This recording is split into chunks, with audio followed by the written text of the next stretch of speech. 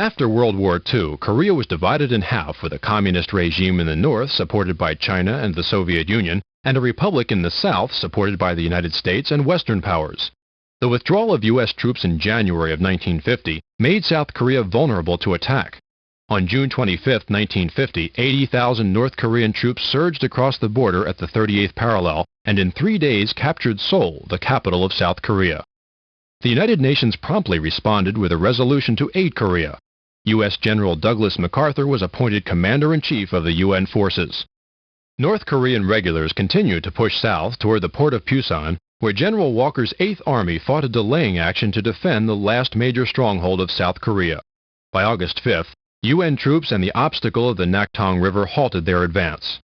The North Koreans launched violent attacks against the Pusan perimeter, but by September 12th, the offensive had exhausted itself and ground to a halt. 3 days later, MacArthur launched a daring amphibious landing at Incheon that cut off the North Korean supply lines.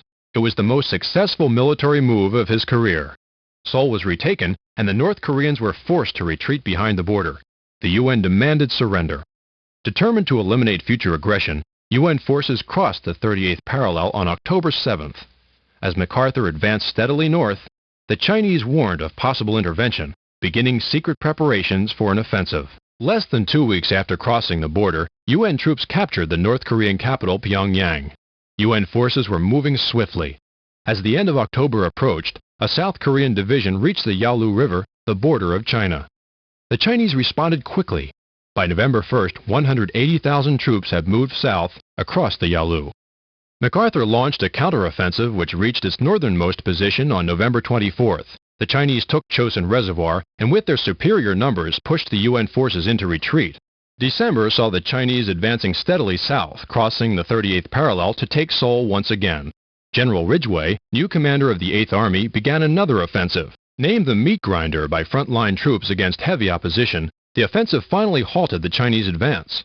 By the end of February, UN forces reached the outskirts of Seoul, recovering lost ground. There were other struggles in the war. On April 11, 1951, President Harry S. Truman dismissed Douglas MacArthur for challenging his authority and publicly criticizing his policies and replaced him with General Ridgway. Later the same month, UN forces regained control of Seoul. The Chinese renewed the attack, putting an army of more than 450,000 against the UN with heavy casualties. But UN forces under the new command of General James Van Fleet outmaneuvered the Chinese and pushed them north. By late June, a stalemate developed as battle lines stabilized near the 38th parallel, the original border that had been crossed a year earlier. The war dragged on for another 2 years as negotiations for peace broke down repeatedly. When the issue of the return of prisoners of war was finally resolved, offering a choice of repatriation or defection, an armistice was concluded that ended the war on July 27, 1953. Almost 1 million Chinese and over 500,000 North Koreans were killed or wounded in the war, with over 300,000 UN casualties. Both countries were devastated.